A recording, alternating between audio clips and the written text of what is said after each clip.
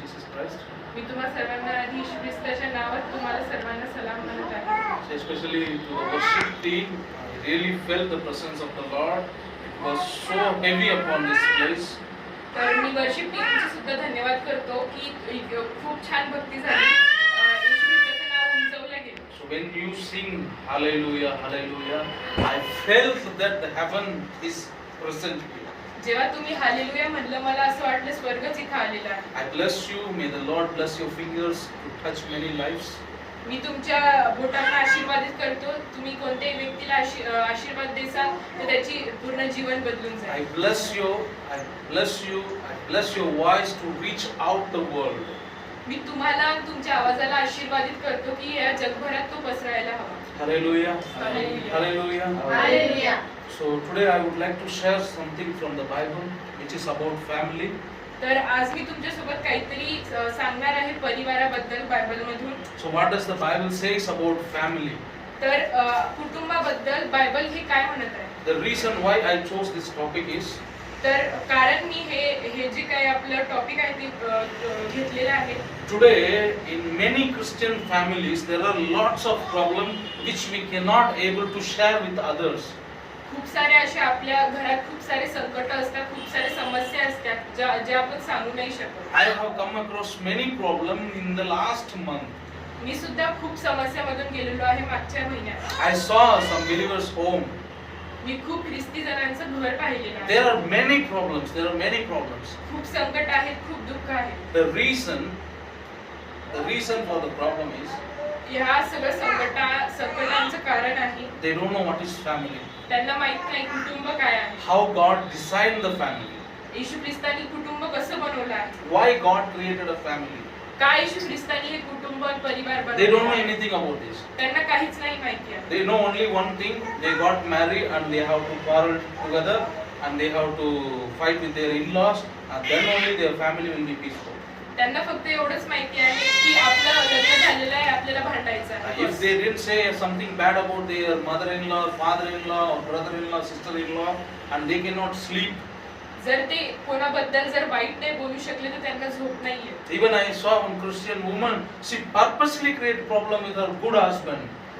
तर मी एका ख्रिस्ती महिलेला बघितलं, ती मुद्दामून तिच्या पतीसोबत भांडत होती. He is quiet, she going, she and irritating him with her loud voice. तर ते जे व्यक्ती होते ते शांत होते, पण ती जी बाई होती ती नुसतं ओरडत होती आणि त्यांच्यावर त्यांना मुद्दामून भांडायसाठी फोर्स करत होती. The reason they don't know what is family is. कारण त्यांना माहित नाही कुटुंब आणि परिवार हे काय आहे.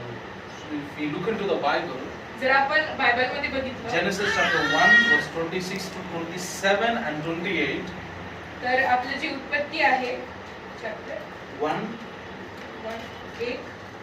26 to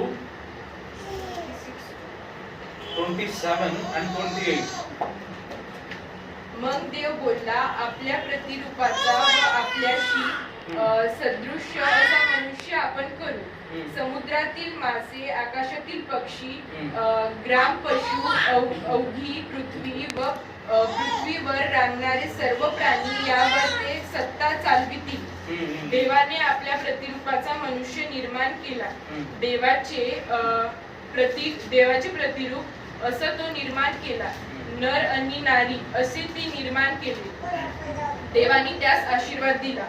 देव त्यास म्हणाला, फलद्रूप व्हा, बहुगुणित व्हा, पृथ्वी व्यापून टाका व ती सत्ते खाली आणा. समुद्रातील मासे, आकाशातील पक्षी व पृथ्वीवर संचार करणारे सर्व प्राणी यावर तुमचा सत्ता असावा. Hallelujah. Hallelujah. Hallelujah. Hallelujah. The word of God clearly says येशू ख्रिस्ताचं वचन हे आपल्याला सांगत आहे, God made man in his own image. येशू ख्रिस्तानी हे मनुष्य त्याच्या रूपाने बनवलेले And आहे. verse 27 is so clear. आणि जे आपलं 27वं वचन आहे ते पूर्ण स्पष्टपणे सांगत आहे, In the image of God he created him, male and female he created them.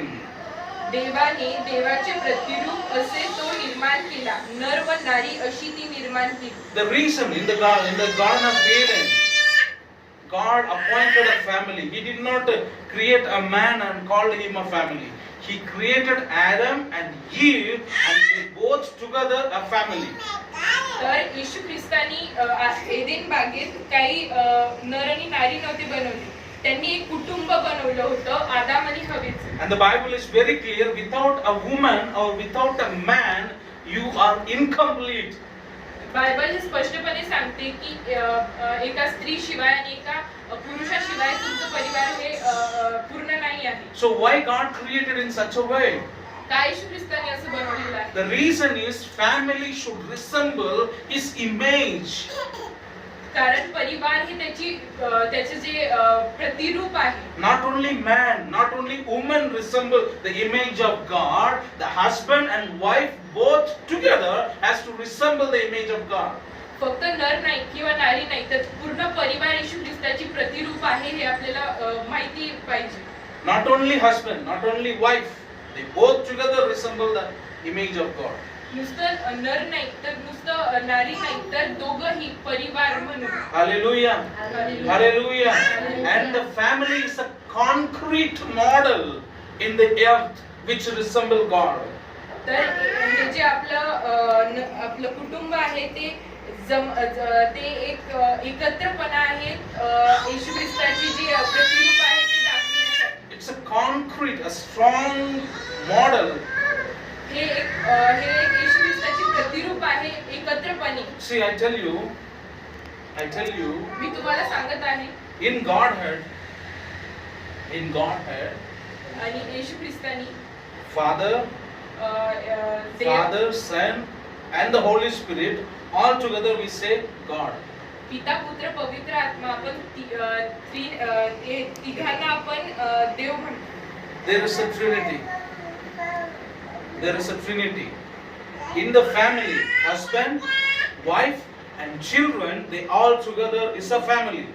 आणि जसं स्वर्गात पिता पुत्र पवित्र आत्मा आहे, तसं परिवारामध्ये जे आपले मोठे जे असतात, म्हणजे आपले पिता, आपली जी हे असतात, जे आपले बायको आणि मग जे लेकरं असतात ते याला प्रतिरूप करतात. So you got my point. तुम्हाला कळलं का? So you have to resemble God, not devil. तुम्हाला तुम्ही येशू ख्रिस्ताचे प्रतिरूप आहात. The devil is single. शैतान हा एकच आहे. So if anybody is in the family want to be separate, want to be alone, they are guided by the devil, not by the Lord. जर परिवारामध्ये कोणत्या व्यक्तीला एकटं राहायचं असेल तर ते शैतानाच्या अधीन आहे. Hallelujah. And God want us to be like Him in unity. येशू ख्रिस्ताला आपण आपल्या एकत्रपणे पाहिजे आहोत त्याच्यासाठी. Unity is the thing which pleases God. एकत्रपणा हे येशू ख्रिस्ताला फार आवडते. Hallelujah. Hallelujah. God is pleased with the united family. येशू ख्रिस्ताला फार आनंद होतो एकत्रपणे. And verse 28 says, God blessed them and said to them, be fruitful and multiply, fill the earth and subdue it, have dominion over the flesh of the sea, over the bats of the air, and over every living thing that moves on earth. 28वें वचन असं सांगते, देवाने त्यास आशीर्वाद दिला. देव त्यास म्हणाला, फलद्रूप व्हा, बहुगुणित व्हा, पृथ्वी व्यापून टाका व ती सत्तेखाली आणा. समुद्रातील मासे, आकाशातील पक्षी व पृथ्वीवर संचार करणारे सर्व प्राणी यावर सत्ता चालवा. Hallelujah. Hallelujah. The blessed family is united. जर जी आशीर्वादित परिवार असते ते एकत्र असते. If you are united, you will receive all the blessings from the Lord. जर तुम्ही एकत्र आहात तर तुम्ही येशू ख्रिस्ताचा आशीर्वाद. If you are united, you will be fruitful. जर तुम्ही एकत्र असाल तर तुम्ही बहुगुणित होता. If you are united, you will multiply. जर तुम्ही आशीर्वादित असाल तर तुम्ही बहुगुणित होता. If you are united, you will subdue the earth. जर तुम्ही आशीर्वादित असाल तर तुम्ही पृथ्वी व्यापून टाकता. If you are united, you will have control over the society. जर तुम्ही एकत्र असाल तर तुम्हाला या समाजावर तुमचा हक्क असणार. Hallelujah. Hallelujah. Hallelujah. I tell you the secret. मी तुम्हाला एक गोष्ट सांगत आहे. Why God created Eve? Why God created का Eve? येशू ख्रिस्तानी हवा बनवली? In the world they have many misunderstanding. Among that one misunderstanding is women are the source of all problem.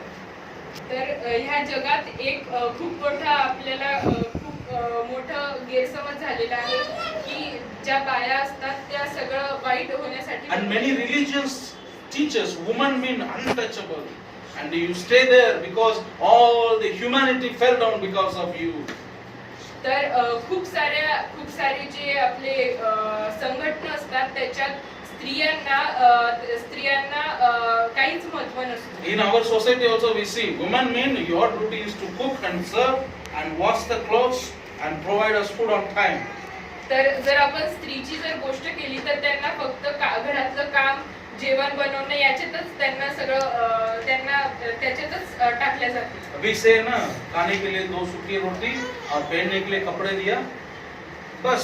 If you give two roti and gave her cloth, it is sufficient for a woman. That's what the misunderstanding we have about women.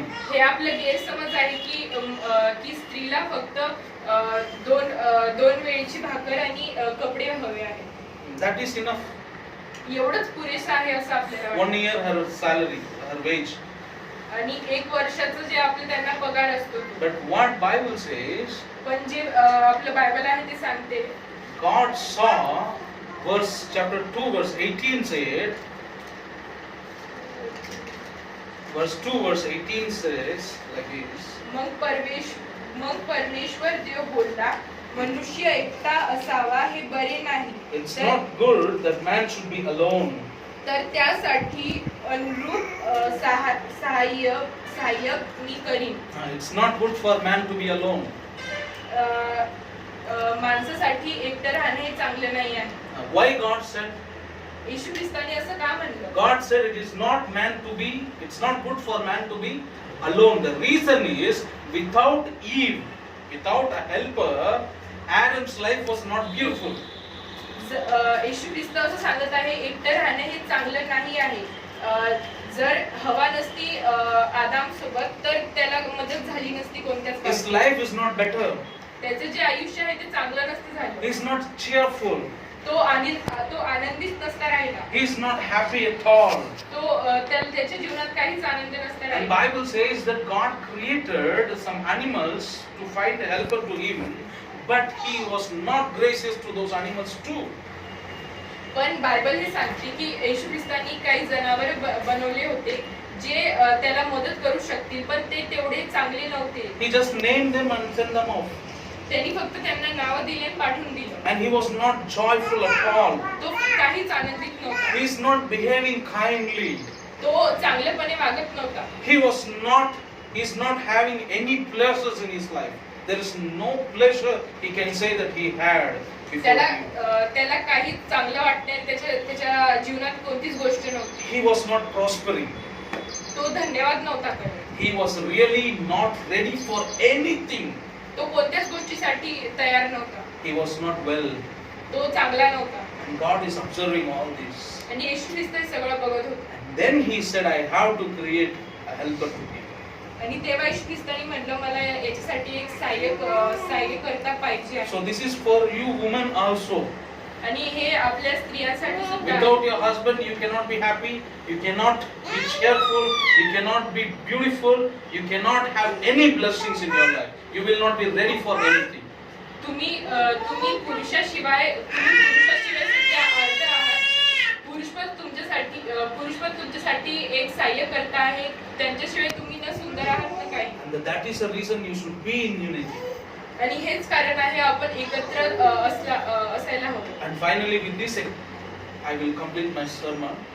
आता हे बोलल्यानंतर मी माझं संपवत आहे. I tell you, in Godhead, Father, Son and the Holy Spirit, the same way in family, apart from your children, husband, wife and your God, you should be in unity.